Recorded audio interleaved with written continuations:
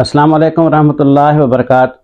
سامعین، سردیوں کی آمد ہے اور جب تیز سردیاں آ جاتی ہیں تو انسانوں کے ہاتھ اور پاؤں یہ پھوٹنا شروع ہو جاتے ہیں، پھٹ جاتے ہیں۔ خاص طور پہ وہ لوگ جو نماز پڑھتے ہیں ان کا یہ بہت گمبھیر سا مسئلہ ہوتا ہے کہ ان کے پاؤں پھٹ جاتے ہیں، درد ہوتا ہے، چلنے میں بھی دقت ہوتی ہے۔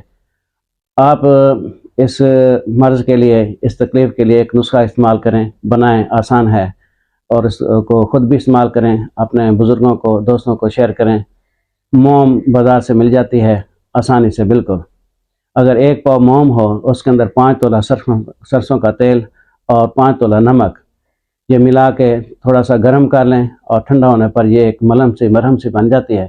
آپ ہاتھوں پہ بھی لگائیں، اور جہاں جہاں بھی سردی کی وجہ سے پاؤں وغیرہ پھٹ جاتے ہیں یا جلد کہیں سے بھی سردی کی وجہ سے پھٹ جاتی ہے، اس مرہم کو استعمال کریں اور اس کا فائدہ اٹھائیں۔ خود بھی استعمال کریں، بچوں کو استعمال کریں، خاص طور پہ وہ احباب جو نمازی ہیں اور بار بار وضو کرنے سے سردی کی وجہ سے پاؤں وغیرہ پھٹ جاتے ہیں، ان کے لیے یہ زبردست نسخہ ہے۔ خود بھی استعمال کریں اور دوستوں کے ساتھ بھی یہ شیئر کریں۔